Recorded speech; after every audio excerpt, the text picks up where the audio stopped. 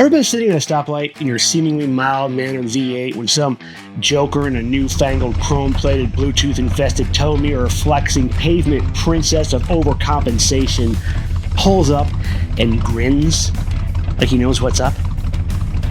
You ever want to smoke that guy? Ever want to make him tinkle just a little before you do? Then you, my friend, need some cutouts. Howdy folks, Ed here. Welcome back to Bullnose Garage. And if you've never heard of exhaust cutouts before, stick around because I'm about to use my new chicken chamber here to show you how these nifty devices can let you switch your exhaust note on a dime. And hey, big shout out to DynoVox for sending me two 3-inch electric exhaust cutouts to play with before I hook them up to my upcoming 408 stroker build. Now, before we get these out of my truck, we're going to do some bench testing, and yes, that means I'm putting my homemade chicken chamber into action.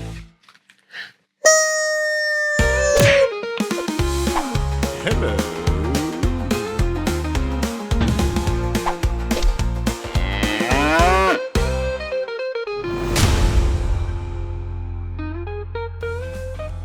All right, so let's start with the basics. What the heck is an exhaust cutout? Well, in simple terms, it's a controlled bypass valve that lets your exhaust gases take a shortcut, bypassing your mufflers and catalytic converter when you want maximum volume and minimal restriction. When closed, your truck sounds normal. Hit the switch, instant, unfiltered, straight pipe chaos. Now, cutouts are nothing new. Hot rodders have been messing with them for decades. Back in the early muscle car days, guys would literally unbolt sections of their exhaust to the track to let the engine breathe better. Before that, there were even factory exhaust bypass systems on some very old performance cars, but they were usually vacuum or manually operated. These days, thankfully, we've got electric cutouts with remotes, meaning you don't even have to leave the driver's seat to uncork the beast. And this right here? This is a 3-inch electric cutout, meaning it runs off 12-volt power and uses a butterfly valve to open and close. It's got a wireless remote, which is a hell of a lot better than crawling under your truck with a wrench like they used to do back in the day. So let's break down the mechanics. Inside this cutout is a butterfly valve. The same basic idea using your throttle body. It's a metal plate that rotates on a central shaft. When closed, it seals against the housing, well, mostly. More on that later. And when you hit the switch, a small electric motor turns the shaft, opening the valve and giving your exhaust gases a shortcut to freedom. Now here's the thing, placement matters. If your goal is to commit the audio equivalent of a war crime and turn your neighbors into bitter husks hell-bent on evicting you from their lives, then yeah, go ahead and slap that cutout before the catalytic converter, open it up, and you're basically running headers. It's going to be loud, raw, and depending on your local laws, probably a little illegal. But if you actually like your neighbors and at least want to keep peace, then placing the cutout after the cat but before the muffler is usually the way to go. You'll still get a deep, aggressive tone, just like you don't have a muffler on it, but it won't be quite as ear-splitting as open headers would be. Now, if you wonder what the actual difference is, it comes down to two very different experiences.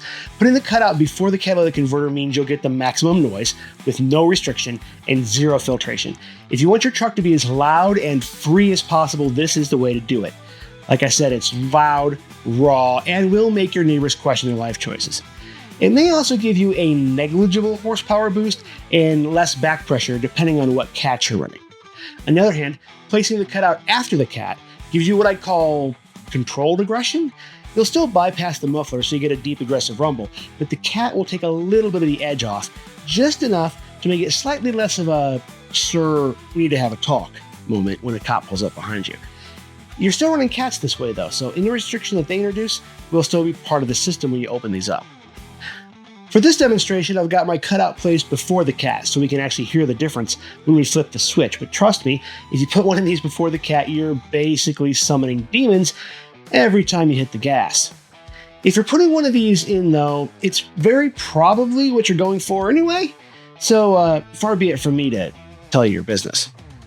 Now, obviously, my shop vac exhaust simulator isn't putting out the same kind of flow as my 408 stroker will, but it still gives us a great way to visualize how the cutout works, and more importantly, how airflow and sound change when we flip the switch. Now let's talk real-world pros and cons of running an electric cutout, because while they might seem like the perfect solution to all your exhaust tone problems, they do come with their own set of trade-offs. First off, the pros. I mean, the biggest one is obviously instant volume control. You're literally flipping a switch to go from quiet and respectable to full-blown hooligan mode in an instant. And there's also a potential performance gain at high RPMs, since a freer flowing exhaust can reduce back pressure. Though whether that translates into actual measurable horsepower really depends on your system. And let's be real, half the fun of having cutouts isn't about the power, it's about the sheer joy of knowing you can unleash absolute chaos whenever you feel like it. You're not stuck choosing between stock sound and straight pipes, you get both. That's the kind of flexibility that makes these things a lot of fun and so appealing. But of course, as with most things, it's not all sunshine and horsepower. The first major downside, they all leak eventually. This is not a matter of if, but a matter of when. Over time, heat cycles cause expansion and contraction. Carbon builds up around the valve, and sooner or later, you'll start hearing a faint ticking or hissing sound when the valve is supposed to be shut. Now, for some people, that's not a big deal. And for others, especially if you're trying to keep things quiet when the cutout is closed, it can be a deal breaker, especially if this is going in your daily driver. This is really the main issue. These butterfly valves don't always seal perfectly, and over time, they can start to let little leaks develop. Is that the end of the world? No, but it's something to be aware of. Routine maintenance goes a long way in keeping them from turning into an annoying rattle factory. Just a quick blast of carb cleaner now and then can help keep the buildup under control. It's not rocket science, just part of keeping your exhaust system happy and working the way you want it to.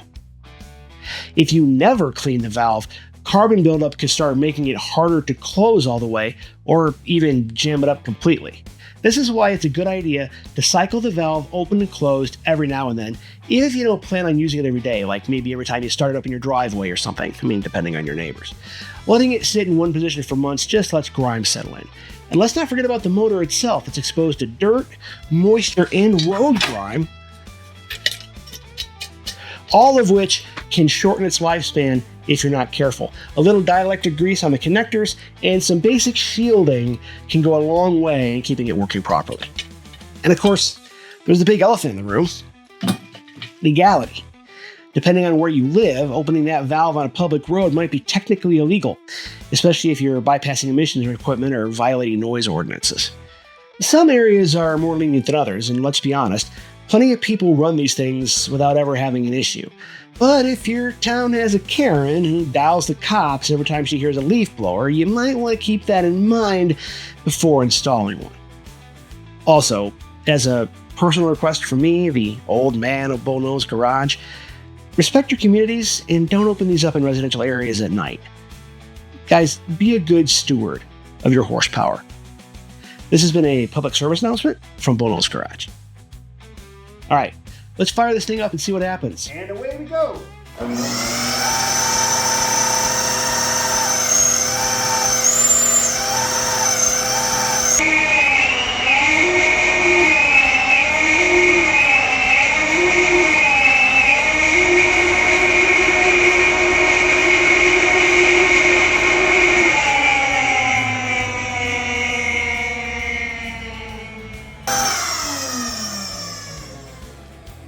All right, guys, forgive my janky setup here and my messy workbench. I've been doing a lot of stuff in here. So anyway, you can see I've got things just kind of hooked up through a couple of testing leads to a homemade 12-volt plug that goes to my bench tester.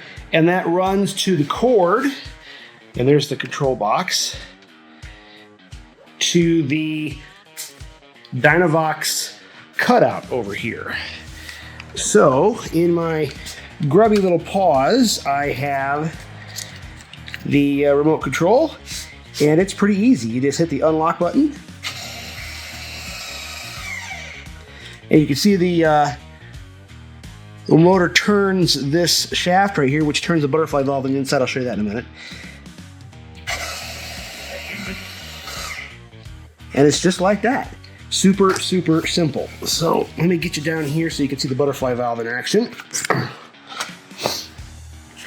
You can see down inside of there, and I will open it up. There we go.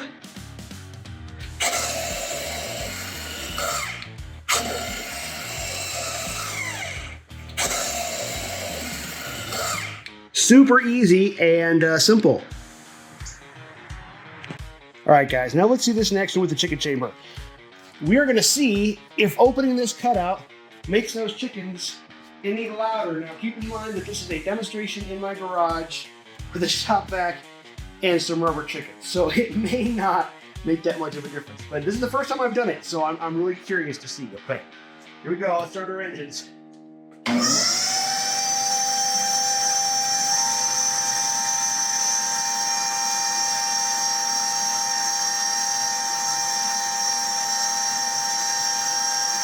All right, I'm gonna open her up.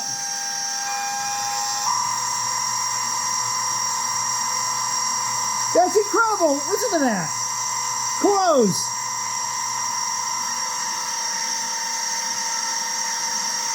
Open.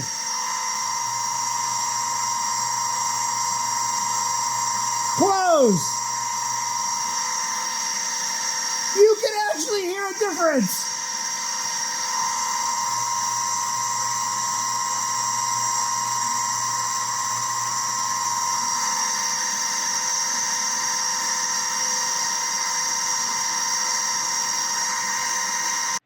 Well, guys, bad news. It overheated and I blew my head gasket. All right, head gasket replaced. Good to go.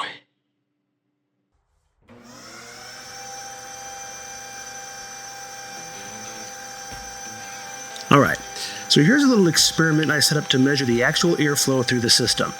I've got an anemometer here to check how fast the air is moving, kind of like a wind speed gauge, but for our exhaust setup. First, we're measuring airflow coming out of the muffler with the cutout completely closed. You can see it's reading right about 12.3 miles per hour, which isn't too bad considering it's a shop vac and it's all being forced through the muffler's internal baffles. Now for the second test, I've blocked off the muffler entirely, forcing all the air to exit through the cutout. You'd think this would be the most direct path, right? But check this out. We're only seeing about 9.5 miles an hour of airflow.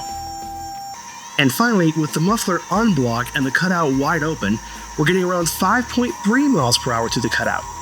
So, what's going on here? At first, you'd expect the cutout to flow more because it's basically a straight pipe with a flap. But airflow isn't just about having an open hole, it's about how efficiently the air can move through the system. When we blocked the muffler, even though all the air had to go through the cutout, the design of the cutout itself, like the butterfly valve, the angle of the T-junction, and the turbulence around the edges, created more restriction than I thought. The air doesn't like making sharp turns, and even with the valve fully open, the flap and the shaft are still in the way, causing turbulence that slows things down. Now with both the muffler and the cutout open, the airflow has two escape routes, so it splits between them. So while the cutouts give you that aggressive sound and reduce back pressure under real driving conditions, they're not a magical free flow hack. Airflow dynamics are a bit more complicated than that. Still, the sound difference, oh yeah, that's where the cutout really shines.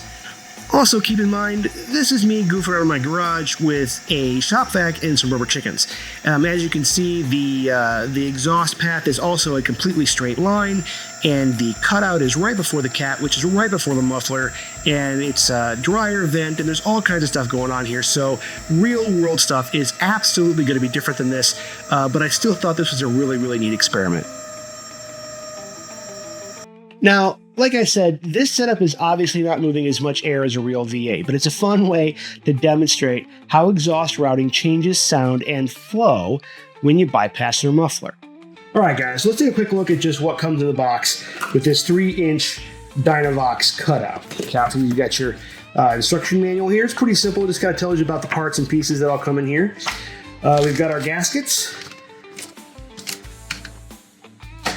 Here's our control module with our remotes, which is super handy. You can also wire these up to be switch operated, which is what I'm going to do when I do mine. I'm not a fan of the remote. I'd rather have a switch on the dash that's a little bit more positive for me. Just got flicked and it comes on. I think that's kind of neat. But the remotes are pretty cool if you don't have to worry about wiring up a switch. I don't mind doing that, so I'm going to do it the hard way. But yeah, that's pretty cool. This is the actual butterfly valve, which opens and closes. I will open that up and show you a little bit more about that in just a minute.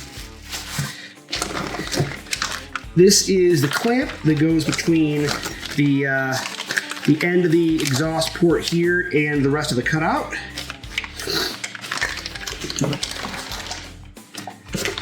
Obviously your bolts to clamp everything together. And the flange, which this is what mates with this part to this part here. And then this connects up to your butterfly valve and the rest of the cutout. And then obviously this is the meat and potatoes here, which is the actual cutout pipe itself. Again, 3 inches of stainless steel glory. So that is what comes in the box. It's actually real simple. Not a lot of complicated pieces. The remotes make it pretty easy to use.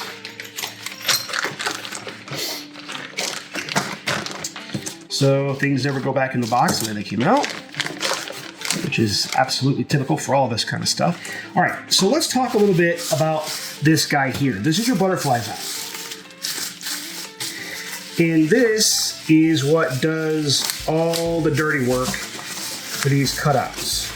It's what opens up and closes. It's also the part that's going to cause you grief down the line when it gets clogged up with carbon or other bits and pieces, or this motor gets crammed up with gunk. Now, if you look at this unit here, you can see this is a rubberized coating on this motor. It's actually like a little rubber boot that goes on here. Actually, I think I could probably pull it off and show you what's going on inside of there. Yeah, pretty simple. Just a simple motor there.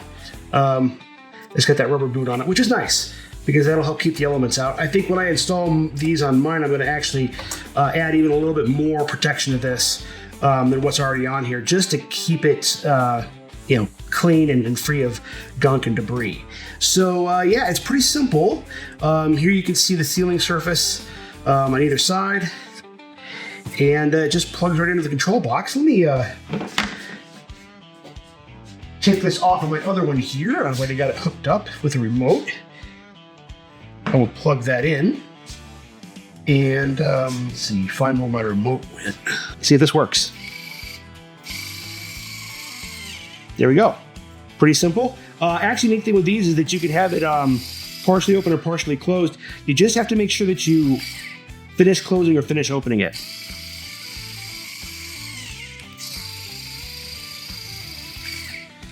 Nothing complicated about that. It's pretty simple.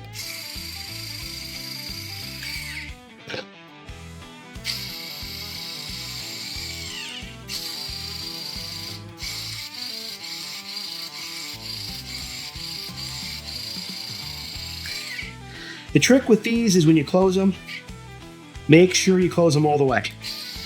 Because if you just barely close them, it's like right there. Okay, so there's open, there's closed. And I didn't really close it all the way. It's not completely sealed. If you hold it a little bit longer, that little bit of at the end, that closes it and seals it up pretty nice. But again, it's really just a matter of time before this guy ends up not sealing completely, just because of carbon buildup and stuff around the edges, right? So you just want to make sure that every now and then you spray some carb cleaner here on this part.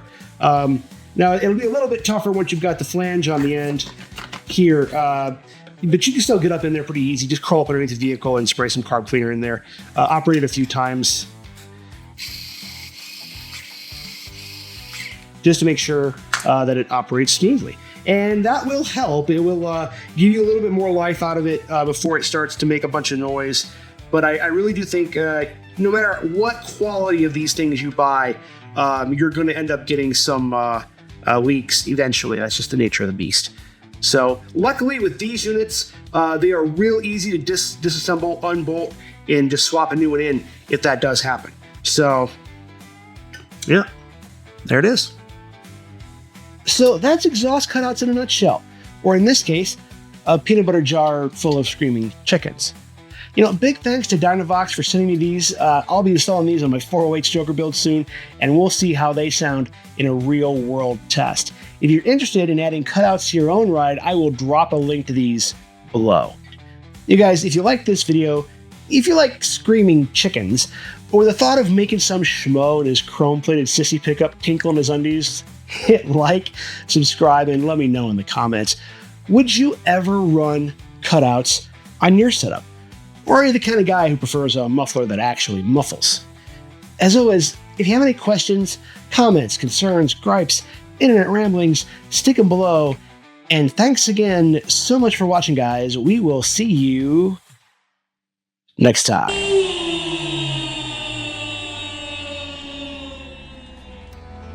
She's rough around the edges, but she's doing fine.